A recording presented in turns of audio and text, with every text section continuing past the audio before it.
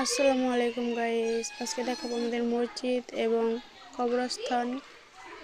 চলুন তাহলে দেখা যাক আমাদের গণকবরস্থানটি। প্রায় টাটকা রোদ, তার ভিতরে আমি এখানে গিয়েছি। আমাদের কবরস্থানের রংটি হলো সাদা এবং নীল কালারের ভিতরে। আমাদের কবরস্থানের চারদিকে কাঁচ দিয়ে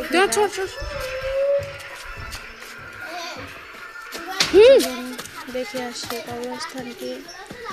এখানে অনেককে মাটি দেওয়া হয়েছে, আরো অনেক জায়গা বাকি আছে এখনো।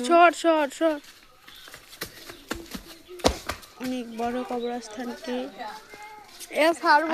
অনেক ঘর বাড়ি আছে, কোন সময় এটি সম্পূর্ণ ভরে যাবে।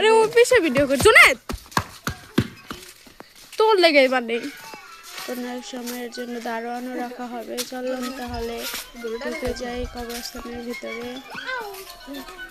এই আমি গেটটি খুলে কবরস্থানের ভিতরে ঢুকলাম। দেখুন, এই যে আমাদের 2 তলা মসজিদ। এই কবরস্থানের জন্য 4টি ল্যাম্প পোস্ট দেওয়া হয়েছে। ওই দেখুন গাইস, কোনার একটি আম গাছ অনেক মুকুল এসেছে। এই হলো আমাদের কবরস্থান, গণকবরস্থান ইজলা উপজেলাবাসীদের জন্য।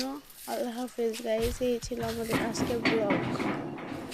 Bye bye.